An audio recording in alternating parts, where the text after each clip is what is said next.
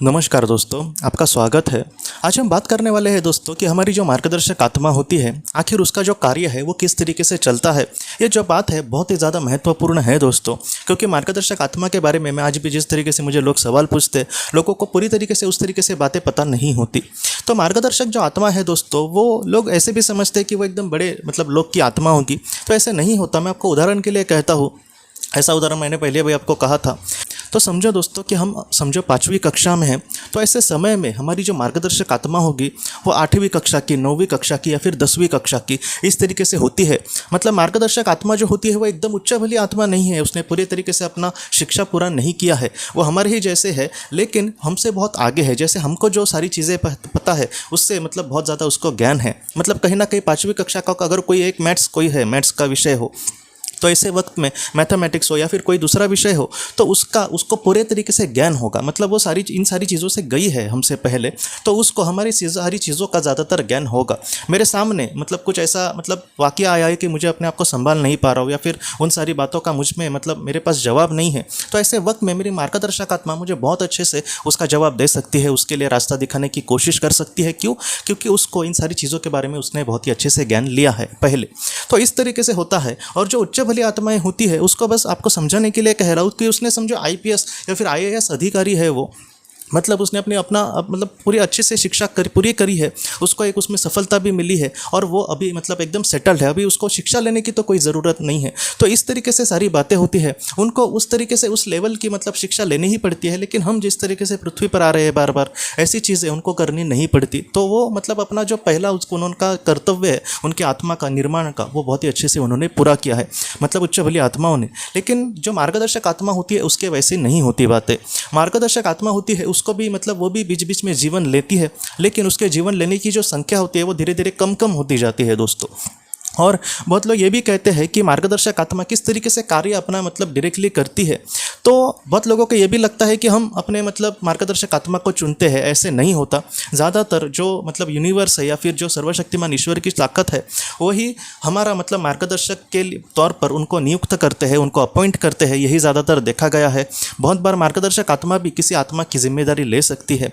जिम्मेदारी किस तरीके से ली जाती है दोस्तों? तो समझो, मैं आपको उदाहरण देता हूँ कि मार्गदर्शक आत्मा हमेशा एक नहीं रहती। जैसे मैं आज 5वीं कक्षा में हूँ, मैं हमेशा 5वीं कक्षा में नहीं रहने वाला, धीरे धीरे मैं आगे जाऊँगा। जब मैं 8वीं या फिर 9वीं में समझो चला गया, 9वीं कक्षा में, तब क्या होगा दोस्तों? वो मेरी मार्गदर्शक आत्मा नहीं रहेगी। अब मेरी मार्गदर्शक आत्मा का जो जिम्मेदारी है वो किसी और आत्मा को दी जाएगी, क्योंकि मुझ में अब विकास हो गया है। हर एक आत्मा के साथ ऐसे ही होता है। तो ऐसे वक्त में हम ये भी सोच सकते हैं कि नई जो मार्गदर्शक आत्मा आएगी उसको हमारे बारे में कैसे सारी चीज़ें पता चलेंगी, क्योंकि अब तक तो उसका और हमारा कोई भी संबंध नहीं था। मैं आपको फिर से एक उदाहरण देता हूँ कि समझो एक जगह पर एक चोरी हुई है और एक पुलिस ऑफिसर को उसका जिम्मेदारी दी गई है कि आप इसका इन्वेस्टिगेशन करना और इसके पीछे जो भी लोग हैं उनको पकड़ना। समझो वो इंसान बहुत ही अच्छे से उसकी कोशिश कर रहा है, बाद में उसने सारे सबूत जुटाए हैं, उसने एक अच्छे से उसकी फाइल बनाई है, क्योंकि ऐसी चीज़ों की फाइल बनाते हैं पुलिस वाले। और ऐसे वक्त में उस पुलिस वाले की अचानक ट्रांसफ़र हो गई दोस्तों, क्योंकि ट्रांसफ़र कब हो जाए उसको पता नहीं होगा। ऐसे वक्त में वो क्या करेगा, उस चोरी का मामला किसी और पुलिस वाले को दिया जाएगा।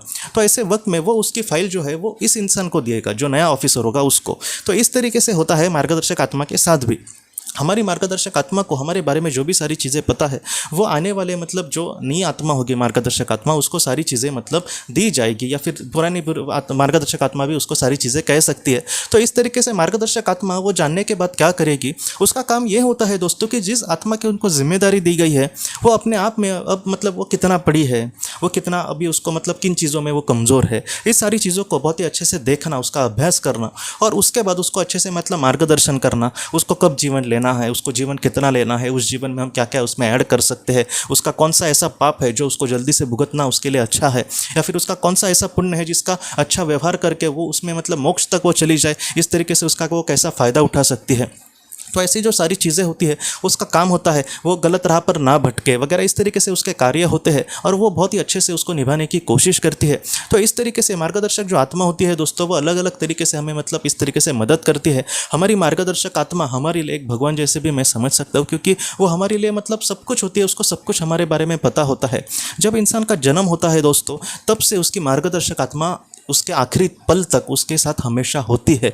उसके साथ होती है मतलब उसकी आत्मा मेरे इर्द गिर्द कहीं पर मेरी मार्गदर्शक आत्मा होगी, बात ये नहीं है। बात यह है दोस्तों कि उसकी 24 घंटे हम पर नज़र है, उसका एक अंश कहीं ना कहीं हमारे साथ हमेशा जुड़ा हुआ है कि जो सारी चीज़ों का एनालिसिस कर रहा है कि आखिर ये इंसान किस तरीके से कर्म कर रहा है। तो ये मार्गदर्शक आत्मा की बहुत ही ज़्यादा महत्वपूर्ण बातें हैं। मार्गदर्शक आत्मा जो होती है, बहुत बार लोग यही कहेंगे कि मैं तो दुख में हूँ, मेरी मार्गदर्शक आत्मा मुझे मदद क्यों नहीं करती। अगर हमने किसी एक संकट का समझो चयन करने की कोशिश करी है, मेरे अपने जीवन में मुझे कुछ सफल होना है और इसलिए एक विशिष्ट परीक्षा मैं दे रहा हूँ समझो, तो ऐसे वक्त में उस परीक्षा के दौरान हम ये नहीं कह सकते कि मार्गदर्शक हमारी आत्मा आ जाए या फिर मेरे शिक्षक आ जाए और हमें मतलब उसका आंसर दे, ये नहीं कह सकते। उसी तरीके से हम सबकी बात है दोस्तों, हमारे जीवन में हमारे सामने जो दुख आएगा उसको हमने खुद ने ही कहीं ना कहीं चयन किया होता है और इसका हम बहुत ही अच्छे से लाइफ में आगे इसमें वो हमारे मन में कहीं ना कहीं हिम्मत डालने की कोशिश करे, एक प्रेरणा डालने की कोशिश करे कि हम कहीं ना कहीं आगे बढ़े। तो ऐसी चीज़ें बहुत बार मार्गदर्शक आत्मा करेगी, लेकिन आकर वो एकदम जादू जैसे दुख हमारा हर लेगी और हम खुशी से जिएंगे, ऐसी ज़्यादातर चीज़ें नहीं होते। तो ये हमें बहुत ही ज़्यादा महत्वपूर्ण है समझना। बहुत लोग ये भी कि लगता है बहुत लोगों को कि मार्गदर्शक आत्मा हमारे सामने दुख लाती है। अब सोचिए मार्गदर्शक आत्मा को हमारे जीवन में दुख आकर उसको क्या मिलने वाला है। और ये भी मतलब देखा गया है दोस्तों कि ज़्यादातर जो आत्माएं होती है वो मार्गदर्शक आत्मा के साथ मिलकर जीवन को चयन करते हैं। मतलब कहीं ना कहीं हम ही अपने जीवन को चयन करते हैं। जिन्होंने किसी अपने को खोया है या फिर जिन लोगों ने बहुत ही ज़्यादा मतलब दुख भुगत रहे हैं, तो ऐसे लोग इन सारी बातों को अच्छे से उनको मतलब ये बातें सच नहीं लगेंगी। लेकिन दोस्तों आज ये समय है, एक दिन मतलब हम जब आत्मा के स्वरूप में होंगे हम इन सारी बातों को बहुत अच्छे से समझ जाएंगे। इसलिए फिलहाल आप जवाब ढूंढने की कोशिश मत करना। आप जीवन में किस तरीके से मैं थोड़ा सा आगे बढ़ने की कोशिश कर सकता हूँ अपने आप को संभाल कर, उसकी आप थोड़ी सी कोशिश करना, जवाब आपको 100% एक दिन मिलेगा। और बहुत बार दोस्तों ये भी देखा गया है कि मार्गदर्शक आत्मा को किसी एक आत्मा की जिम्मेदारी दे गई और छोड़ दिया, ऐसे नहीं होता। यहाँ पर जिम्मेदारी मार्गदर्शक आत्मा की भी बहुत बड़ी होती है। मतलब दोस्तों उदाहरण के लिए कह रहा हूँ कि एक शिक्षक को एक क्लास की जिम्मेदारी दी गई है कि आप इस क्लास के शिक्षक हो, आप बच्चों को अच्छे से पढ़ाना।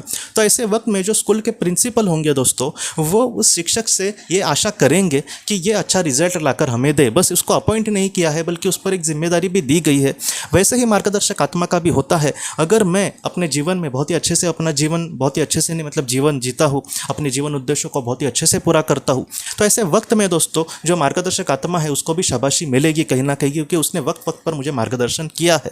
और अगर मैं अपने जीवन में बहुत ही ज़्यादा बेकार जीवन जीता हूँ, लोगों को दुख दे रहा हूँ, अपना पाप ही जमा करते बैठ रहा हूँ, तो इसका खामियाजा भी थोड़ा सा उसको भुगतना पड़ता है। खामियाजा मतलब उसको सज़ा कोई नहीं देगा, लेकिन एक अच्छा शिक्षक है दोस्तों, उसका अगर विद्यार्थी नापास होगा या फिर फेल होगा समझो, तो ऐसे वक्त में उस मतलब शिक्षक को बुरा तो नहीं मतलब अच्छा तो नहीं लगने वाला, उसको बुरा ही लगने वाला है। तो वैसा कहीं ना कहीं उसको भी दुख होता है दोस्तों। एक जिम्मेदारी का भी ये मार्गदर्शन का काम है। बहुत लोगों को यह भी लगता है कि हम किसी के मार्गदर्शक आत्मा भविष्य में बन पाएंगे क्या, तो इसका जवाब दोस्तों हाँ है।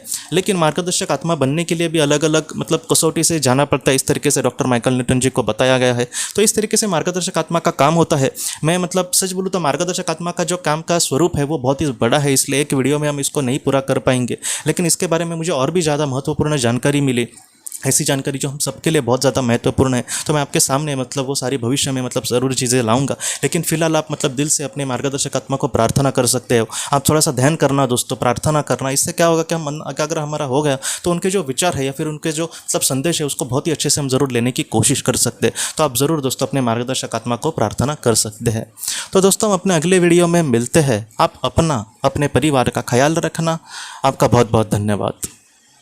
अगर आपने किसी अपने को खोया है और अगर आप किसी जेन्युइन भरोसेमंद थेरेपिस्ट की तलाश कर रहे जो आपके अपनों के संदेश आपको दे सके, तो आप इस नंबर पर व्हाट्सएप मैसेज कर सकते हैं। हम जितना हो सके आपको किसी अच्छे थेरेपिस्ट के बारे में बताने की कोशिश करेंगे जो आपको बहुत ही अच्छे से संदेश दे और आप अपने जीवन में आगे बढ़ पाए। आपका बहुत बहुत धन्यवाद।